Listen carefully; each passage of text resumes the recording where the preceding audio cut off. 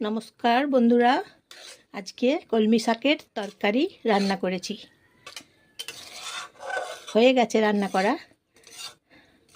প্রথমে দেখালাম না, রান্না করা হয়ে গেছে, পরে দেখাচ্ছি। এখন কলমি শাকগুলোকে ভালো করে কেটে নিয়েছি, ছোট সাইজ করে, জল দিয়ে ধুয়ে পরিষ্কার করে নিয়েছি। বেগুন দিয়েছি,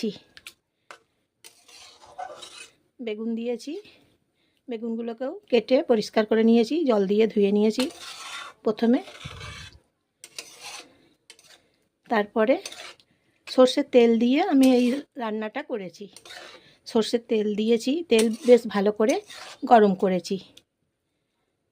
তারপরে গোটা ধনে, গোটা জিরে বেটেছি, শুকনো করে প্রথমে, শুকনো খোলাতে প্রথমে ভেজে নিয়েছি, রোস্ট করে ভেজে নিয়েছি, রোস্ট করেছি।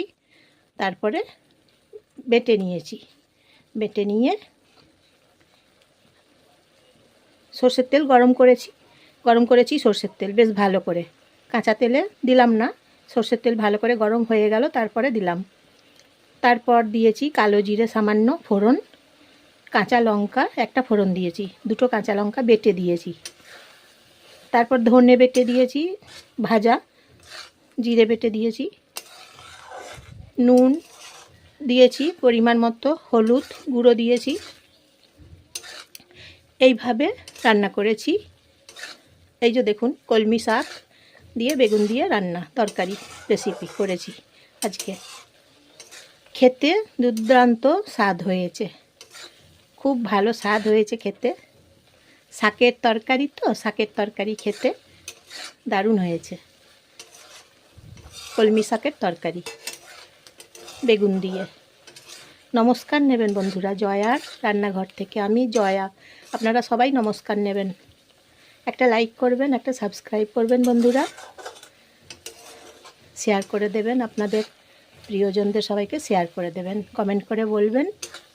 হ্যাঁ, কলমি শাকের তরকারি কেমন হয়েছে বলবেন, দেখবেন বাড়িতে সবাই আঙুল চেটে চেটে খাবে।